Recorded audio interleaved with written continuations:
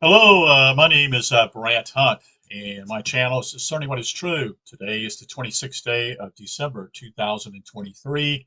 Going to be reading chapter 2 of The Egyptian Miracle by Rene Schwaller. And I've done a couple of his books. I think probably three of them. This would be the fourth one, I think I recall. And so we're going to be reading from this book, chapter 2.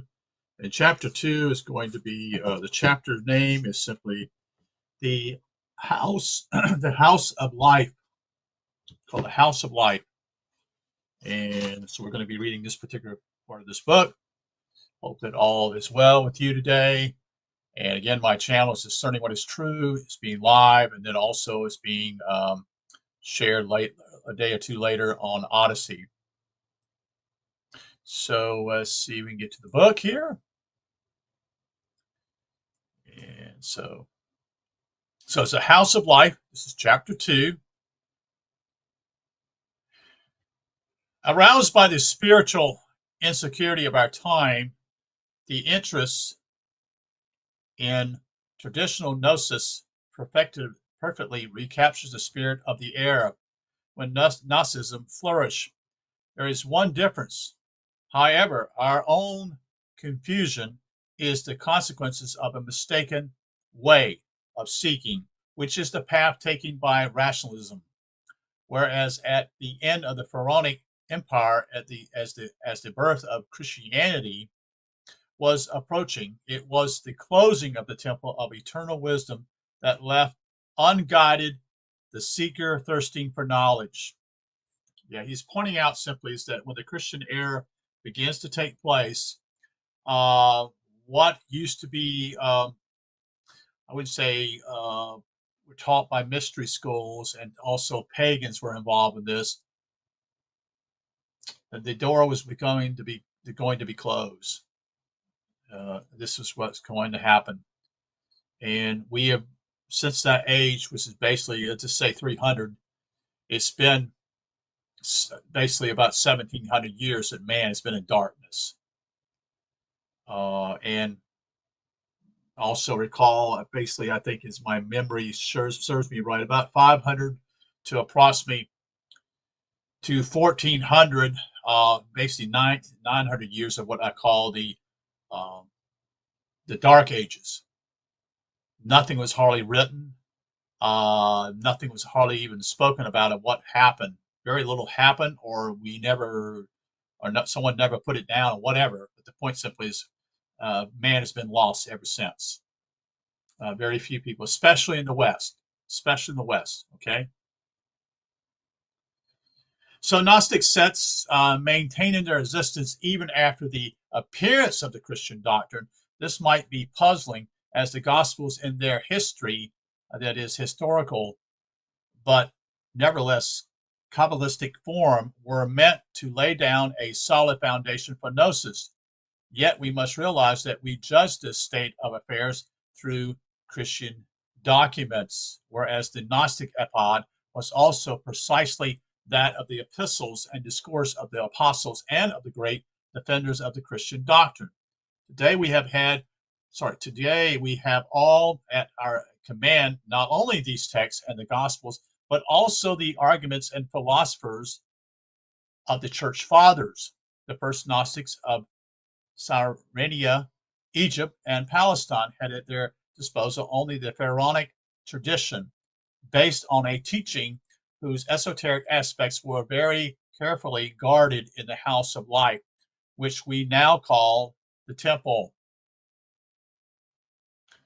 House of Life, what more fitting and simple name could be given that enclosure where disciples were trained to comprehend the esoteric meaning of hieroglyphic writings and figurations. This esotericism is Gnostic, formulations of which was attempted through reasoning, and also, as with Zosimos, Zosimos, through tradition. But Gnostic, which we designate as inborn knowledge concerning the secret of becoming. And let me show you something real here in the book here.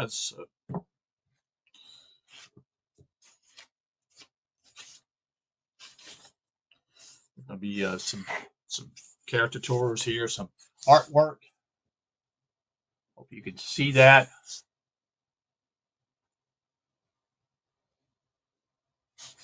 And also over here.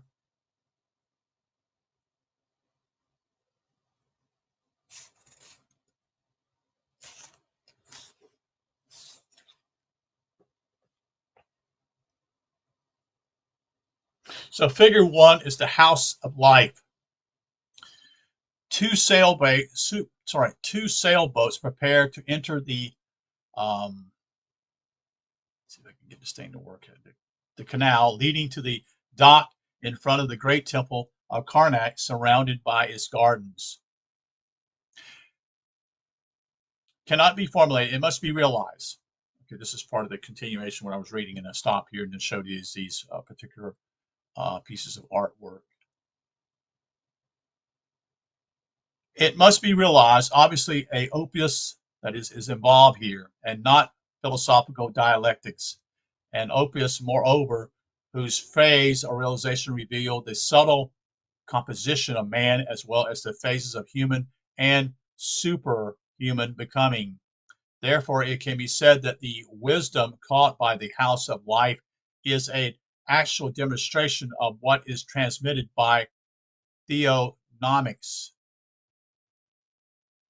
or by theologians, by texts discussing the composition of matter and its form and what animates those forms in order to constitute spirit, soul, and body in their irreducible expression. It is understood that each element of the original teranide becomes complex in the creating being, because in splitting up the one, which is the above, produces a division, or I'm sorry, not a division, a divisor, divisor, the below, constantly increasing in size, whereas the fraction of unity, meaning its intensity, keeps diminishing.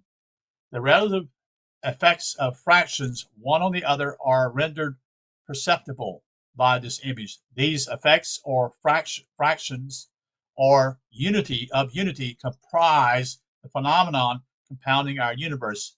What is essentially simple becomes complex, and then leads to a search where the errors consist precisely in starting from the complex, instead of omitting what wisdom shows as simple.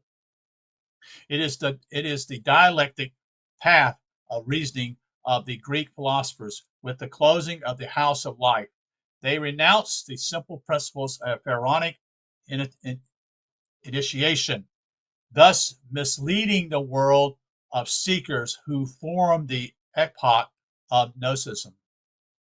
This does not, however, deny the existence of some few authentic Gnostic illumination by the sacred spirit that animated the temple.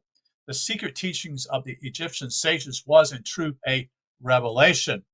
What is revealed cannot be found by reasoning. Revelation is meant here in the sense of a sudden and unguarded vision, making evident a irrationality that is demonstrated by its very activity. You see, the phenomenon called life, for example, is perceptive. We behold it everywhere. Yet the mystery that creates that life, as in the seed sprouting in the ground, you'll notice in almost all what I'm reading to you, even from Phil Langdon, he shares about it, the word of the seed is everywhere. And even what we call the tree, you see, which also creates fruit, but that fruit also creates seed also, you see. The impulse towards life that is evidently due to a web of circumstances, this moment beyond, you see. And I'm going to show you, I think I showed you figure 2, which the figure 2 is the priest enters the sanctuary, Amon, Kanat, through doors formed by pylons decorated with flags. Continue on.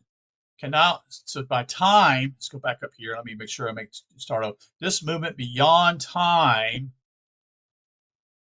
cannot be apprehended by the senses or logical thought out. There is and always will be a rational element at the source of the phenomenon of life. Theology calls this moment in the genesis of the human fetus the instance of animation. It takes place about the 40th day following fertilization of the ovum.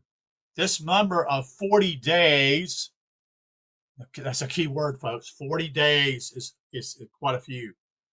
Okay, that's 40 days. 40 days. I'm trying to think. Or 40 days when Jesus was in the wilderness. That's when it stands out to me. So the number of 40 days also figures in the Hermetic tradition, although the latter is quite unrelated to the monthly physiological effects experienced by the female. The biologies would say it is between the 5th and 6th weeks that the embryo attaches itself to the mother. That is a formation of the placenta, who is going to nourish the life,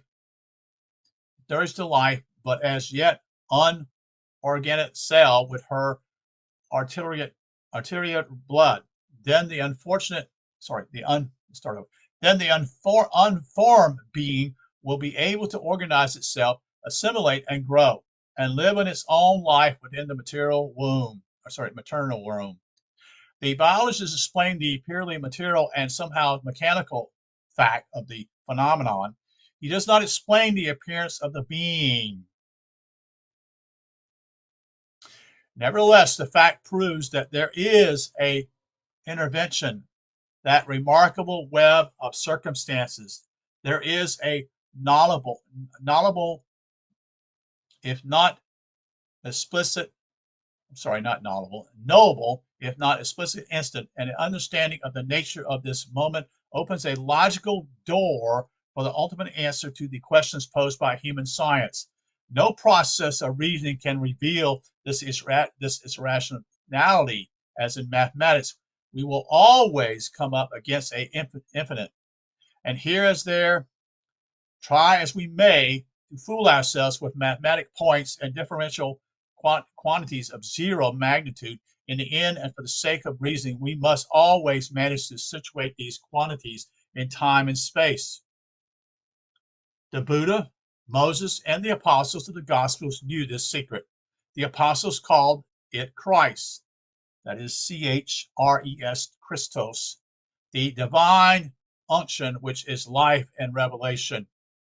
According to all the surviving texts and eloquent figurations, this was also the essential basic knowledge of the house of life. In vain is the search of the Gnostics and other philosophers by means of the argument of reason, only revelation, the descent of the Holy Spirit upon the prepared individual could and always can bring this sudden light. This privileged and illuminated man is still not yet a sage, but for without training, without the awakening or what we call mystic intelligence, the intelligence of the heart, the fact revealed will still be nothing but a thing, a phenomenon. He will know how to produce like any other material act. Lacking intelligence of the heart, he will then be led towards annihilation, towards the eclipse of all spiritual vision and higher survival more surely than the atheist who has not sinned against the divine word. To remain mute to the call of the highest after having received the gift of understanding is a crime. It is, in the instance, the total unpardonable crime. The story of the Hebrew Kabbalah gives samples of this lapse. With these facts correctly understood, the house of life takes on a sacred character that fills us with infinite respect. Yet what a awesome privilege admittance represents, for it is the confrontation with spiritual life or death, once and for all, without possible alternate. The next section is called Meditation Before the Temple. The image one has of the temple is usually that of a house constructed by man beneath the immense sky, a very small building indeed, but for man confronting himself for ego, the sight of his presence is the center of his world. Yet there is what man looks out at, and there is what is looked at in him. What he sees outside himself is partial. What sees within him is all. I'll say that again. What he sees outside himself is partial. What he sees within him is all. What man puts of himself into his work is everything. For him, the work in itself is of small account. Man has searched within himself for the raison d'etre, for the cause of his being. In other words, he's trying to find out why is he here, what's his purpose. And on his scale, he has surmised a order for the becoming of all things. To his measure, unable to find an initiative, tangible, and definable cause, he calls it God. This having come out of himself, made in his own image, he builds a house for his God, or it is so difficult to pray beneath the starry skies.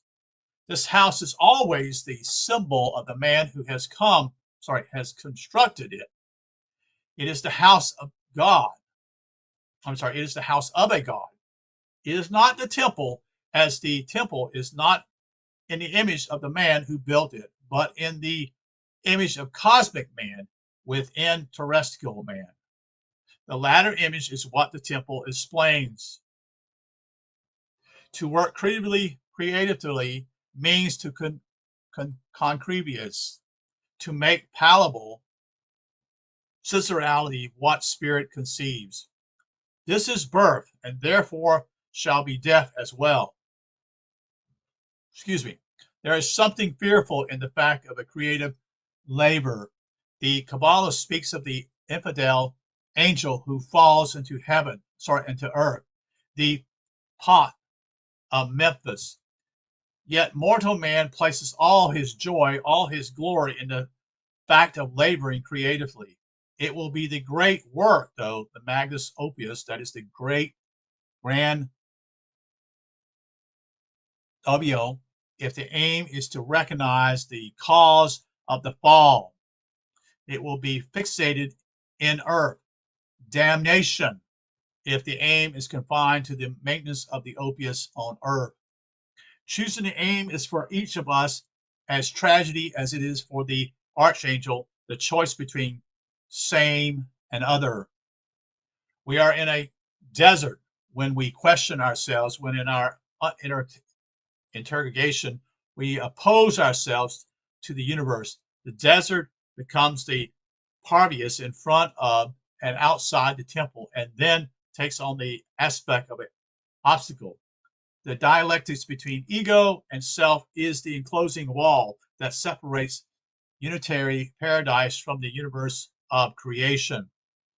The enclosure repels and is insurmountable, for whatever is not made definable whole through complementation, that is the reason why the angel with the fiery sword is placed at the eastern and not at the southern gate. I'll say that again. That is the reason why the angel with the fiery sword is planted at the eastern and not at the southern gate. He is what separates opposites, the poles, the contraries, the complements, the might from the day of appearance, the night before the day of appearance, Adam from Eve. Choice opens or closes the door of the temple, where light without shadow reveals the cause of the binary world, the world of antinomians.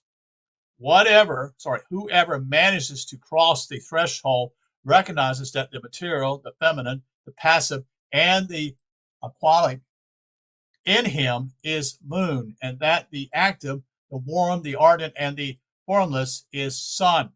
He will know that in the world of duality, That's what we're at. This is what you try to tell people. We are in a world of duality here, folks.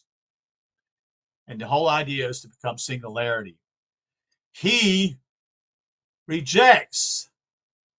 projects this moon and sun into the sky. He had forgotten that they were inside him and saw them outside of himself.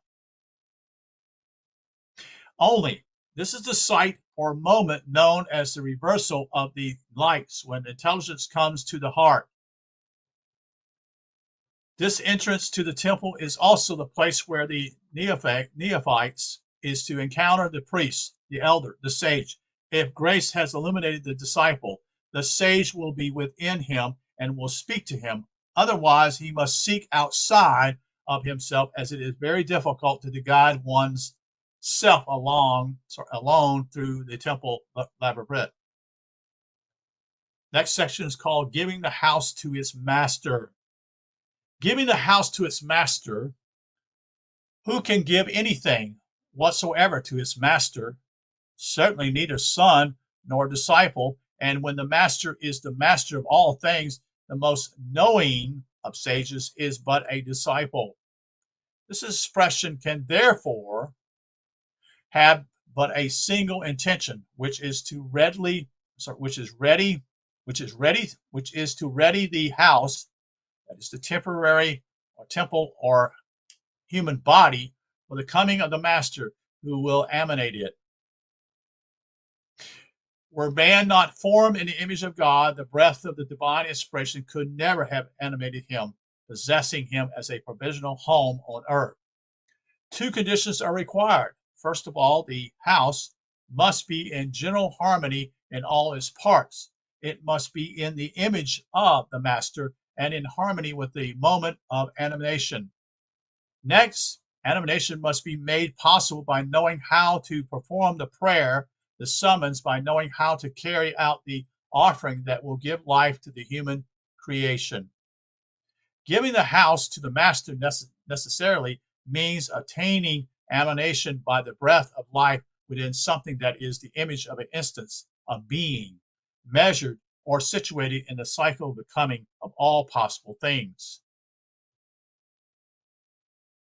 The creation thus animated will be so for eternity, because despite the destruction of the edifice in its entirety, each of its material particles will retain this and still life until it vanishes again into the original inspiration. This animation is a fact independent of the human creation, offered to the master as his habitat.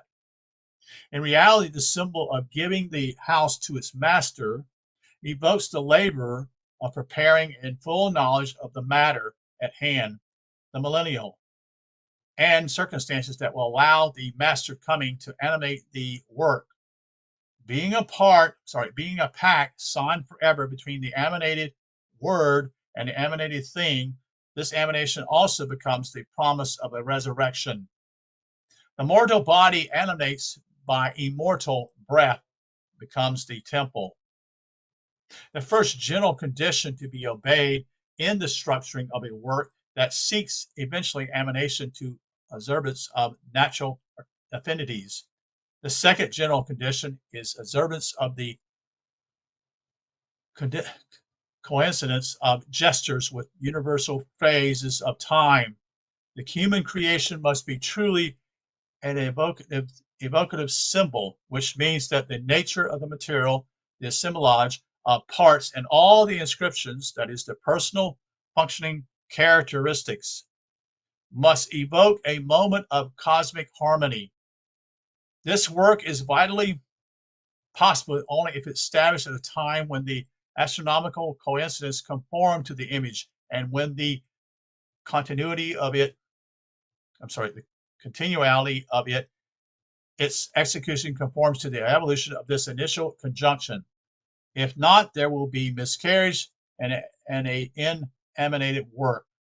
Thus, the temple is the most exalted work given to man to realize in himself and by himself, be it for his own personal work or for the atmosphere he wishes to create outside himself.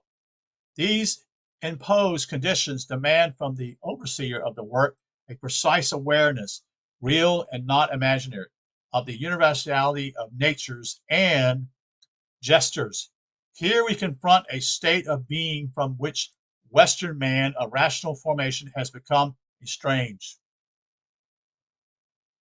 An intuitive concept must be substituted for a rational, logical concept, a concept of the identity of the cosmic organism, with its human organism in all its functions and proportions. Proportionally is no longer linked to a definite quantity. It is generalized. Function is no longer specifically linked to the individual. It is universal. Whatever makes for the proportionate relation in the proliferation of living cells identifies with the genesis of a heavenly nebula. Whatever makes for the affinity between two chemical molecules identifies with universal gravitation. To know how to make the proper gesture in the correct millennial at the right cosmic moment, this is sacred magic. The consequence of this gesture is then subordinated to neither time nor space. The effects it has caused will be manifested everywhere and in everything that is harmonically related to the cause. In this way, often unconsciously, we are magicians. Wisdom consists in knowing how to be consciously so, but aren't ubiquity and omniscience, omniscience, I should say, necessarily to bring the sage. In this case, or in that case, he would be creator. But it is wisdom itself that through the symbology tells us that the sage can be no more than the ape of the creator. In natural creation, be it plant or animal fertilization, it is the propitious moment of planting the seed that counts. This moment will rule the generation of the awaited fruit. Next, left to itself with no artificial intervention, the generation of the fruit will run parallel to the natural procession of cosmic influences. This conclusion is valid for the intimate creation of man, as well as for the external work he undertakes. For this, the only gods are analogy and signature. This fact has led to the establishment of analogical tables, such as the zodiac, the planetary relationship with metals, and further with the various parts of the human body and with plant and animal types. This is not a whimsical fantasy or even simply a conclusion based on coincidence observed over long periods of time. There does exist a science based on numbers that reveals the reasons for these coincidences. And he wrote that book also. He spoke about the numbers also, which I've already shared. To begin with, this mentality does not trouble itself with the particularity of the gesture. Analogies will be its guide. Here, some confusion may arise. The analogy is not the symbol, it is the gesture that will be the symbol evoking the analogy. It summons it forth. This is the directive for the thousands forms of sympathetic sorcery about which could be written. But it is also the key to sacred magic. The latter, however, demands more than a simple consideration of analogies. And then in parentheses, he has here, in addition to knowledge of the analogies, sacred magic demands mastery of the proper gesture and the constant ambivalence and at the corresponding cosmic moment. He labors in vain who does not take this into account. It goes without saying that magic is understood as a phenomenon conforming exactly to its cause and generated in a natural way. This means that the impulse of the soul gesture depending on a volition. The consequences, the genesis of the effect is left to nature. Hence, any sowing of seed is in some way magic, but not truly so unless accomplished under the precise conditions referred to above, an exact foreknowledge of the desired fruit. The gardener can sow seed at any time, and he will have more or less perfect results. This is not magic, even if he knows at what moment to sow in order to have a perfect fruit. The magical effect is not subject to time. It is implied in the casual gesture. It is not a becoming, but a state of being. For example, if a harp string is plucked, all the other strings vibrate in harmonious response. But if the other strings did not exist, all the overtones would still be imminent in the sound that was struck. Thus, the magical phenomenon is instantaneous. It is virtual, but if the conditions for its materialization exist, it will become actual. The essential ritual gesture resides in this reality. Such is the laying of the foundation, the preparation of the conceptual ground. Next is the choice of materials, the choosing of the very nature of the millennial that must gestate the seed. Finally, there is the concurrence with cosmic timing, the moment of animation, the instance of giving the house to its master. This temple will be in the image of heaven. And then I'm going to share with you, it's called the House of Light. Let's show you another little thing here.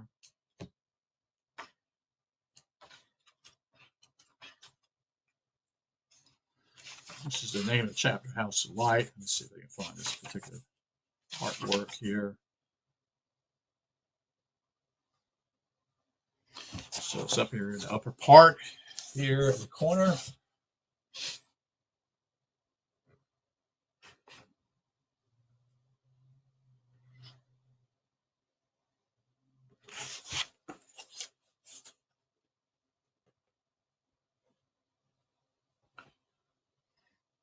So this figure 3 is a ritual of laying the foundation.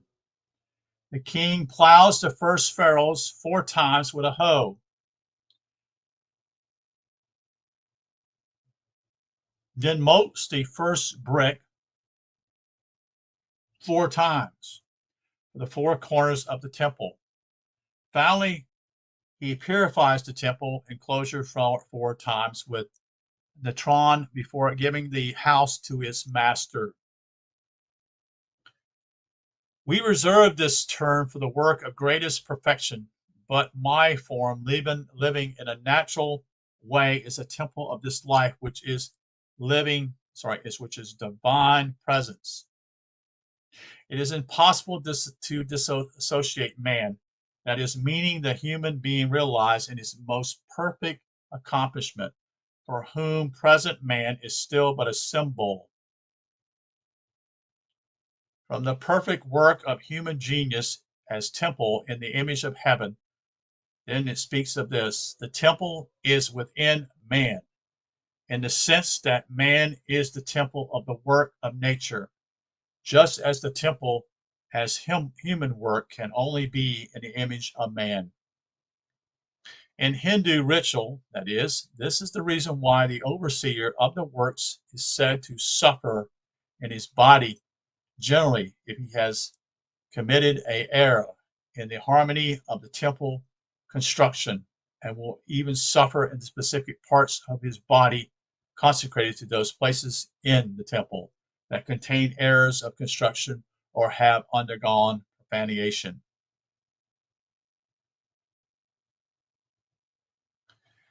This identification of temple and human body is directly formulated in the temple at Zazor.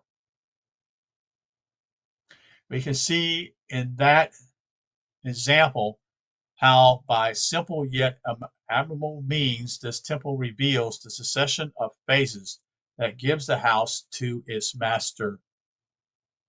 In the temple of Zazor, at the site located in the Haty, Haty, the pectoral region, that is, which epitomizes the conduits emanating the body by means of air and blood. There is an important archaic inscription describing the ritual as laying the foundation and consecrating the temple. Quote, we always proceed from the proposition that everything in the architecture of the Pharaonic temple is motivated by a symbolic reason, which becomes didactic through strict observance of a esoteric canon. Just as everything in the universe is linked by the same life breath, so everything in the temple is linked by the same theme, and it would be an error to consider a part of the temple architecture without relaying it to the whole.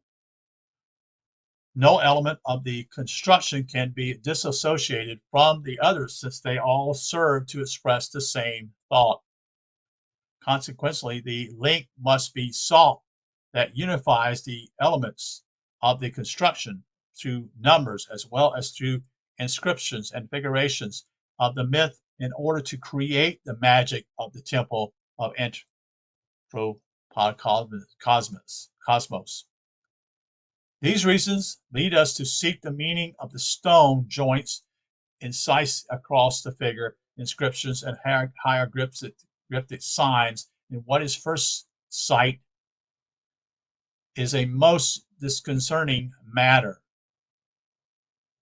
The four representatives of giving the house to its master, repeated in four sites of the temple, express more than a simple formula of inauguration or temple consecration, as the joints of the stones will prove. The entire universe is contained in a single gesture. Consecrating a temple is here the identical with emanating the terrestrial body, and in general with a animation in the sense of the most exalted science. So I'm going to show you this also. There's another figure here.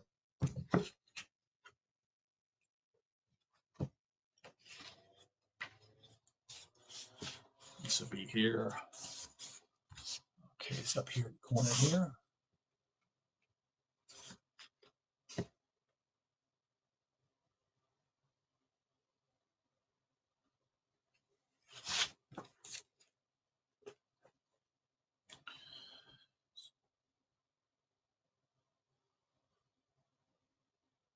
So you see there's four parts here.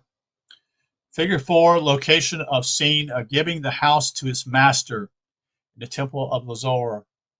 The positions of tablets, that is in A, B, C, and D, and their relation to the human body are represented by the superimposition of the figure of the king over the diagram of the temple. So you can see the D is the upper part, C is the middle part where the legs are involved. A is actually, I'm sorry, not in the area what I call the solar plexus. A is where the legs are, and the B is where the feet are. Their relation to the human body are represented by the superimposition of the figure of the king over the diagram. Sorry. Until now, this formula, like many others that are frequently encountered, meant no more to Egyptologists than a banal phrase affirming the ritual consecration of a temple to a neter, that is, its patron saint.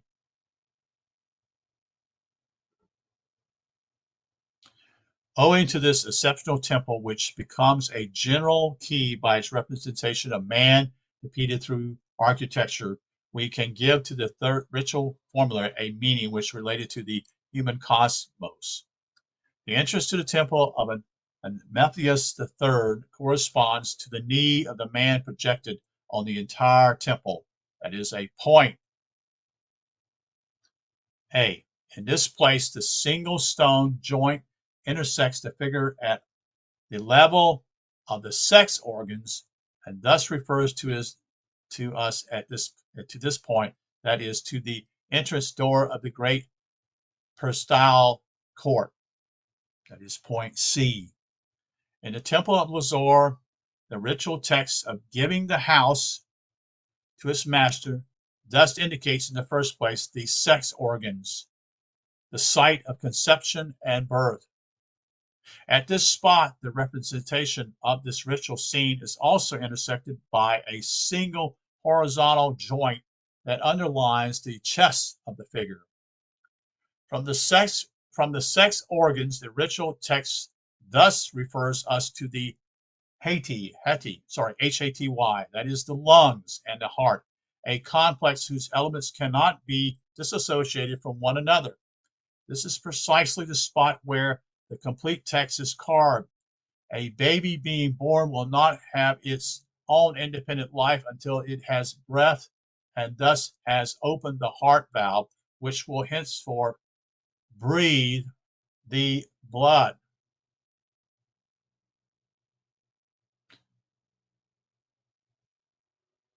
Or I should say, maybe it says here's breath, the blood. One rarely attains an intermediate and sound answer to the question, what is the gesture most necessary to the maintenance of life? The taking of nourishment? Question. One can go for 40 days and more without eating. Drinking? In an average atmosphere of warmth and dryness, one can live several days without drinking. But nothing can live without ceaselessly breathing. Air itself needs to breathe to renew its vitality. The air of caves and caverns that is not renewed is no longer vitalizing. But to adduce here the question of transmutation cycles in the upper atmosphere, such as the transmutation of nitrogen and carbon, is merely to put off the problem instead of solving it. The true source of life is the absolute material vacuum, that is the void, which is pure energy.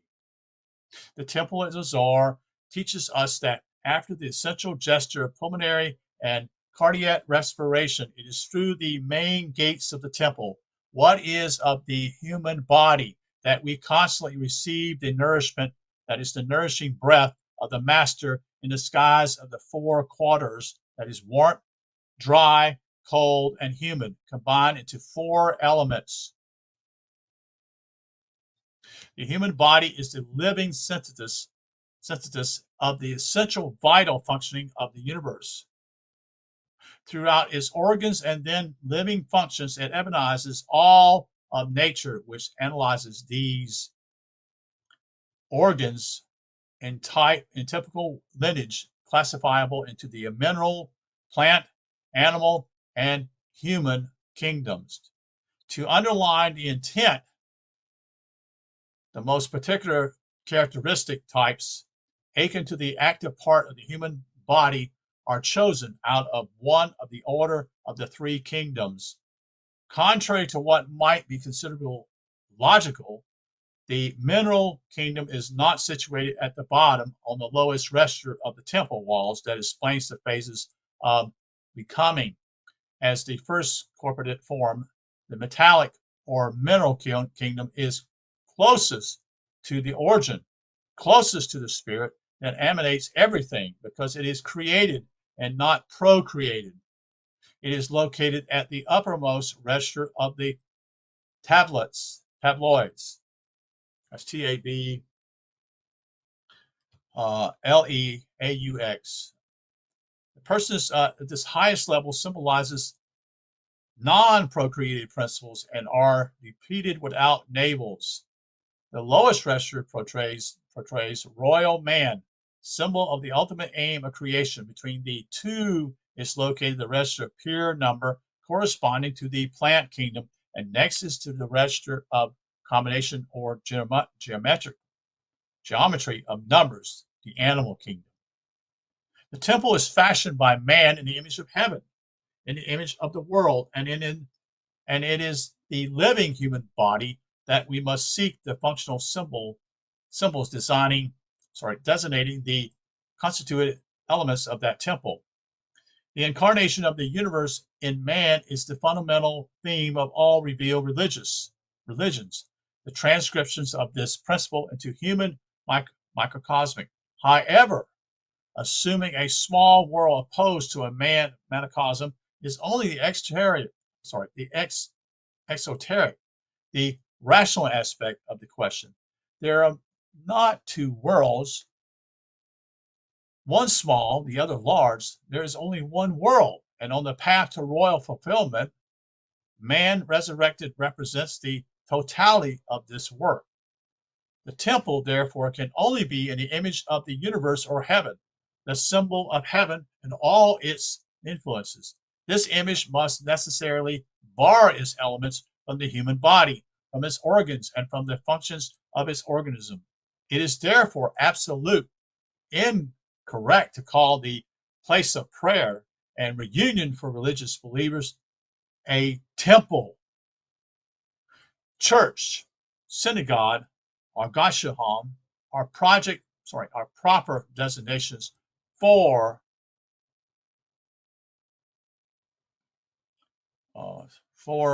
those sites of prayer and address to God in common peace, places appropriate for meditation and confessions of oneself, one's own conscience. The symbols here are evocations that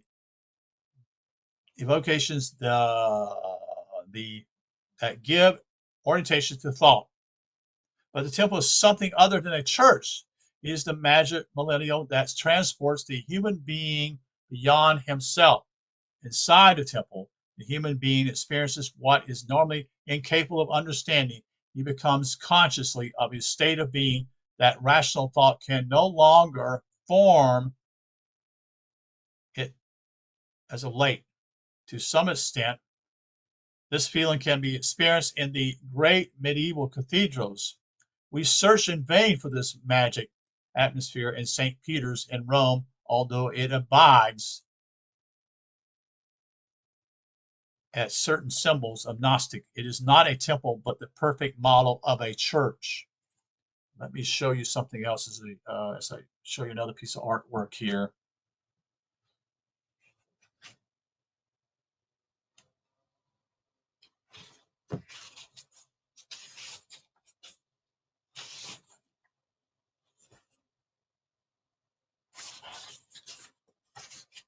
Might be hard to see. Let's see if I can get it closer up here.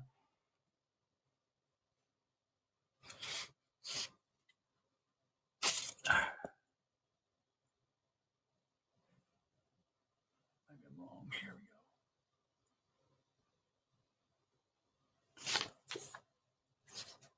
There you go. Okay.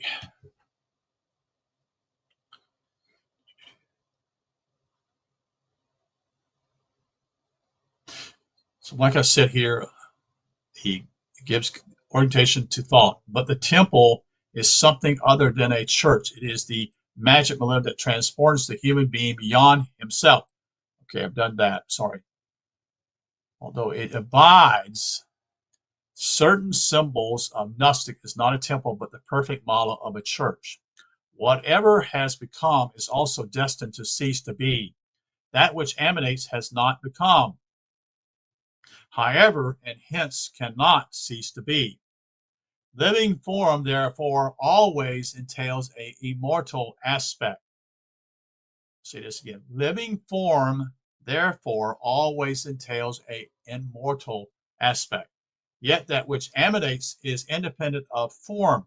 But since this form has lent itself to animation, is transcendent, imposes a particular rhythm on the being that emanates it, just as the length and tension of a stretched string impose on the tone a situation within the scale. The moment of emanation is thus a tragic moment, a moment of cosmic tragedy, because the emanating being is coerced into a rhythm and will be forced to follow the path of that rhythm until liberation from this constraint. Fetal emanation is the image of this tragedy.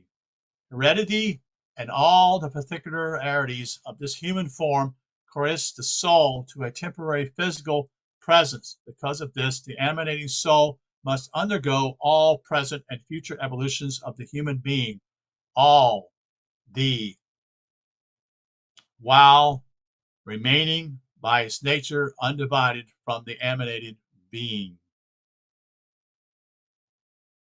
I'll show you another piece of artwork here at the bottom.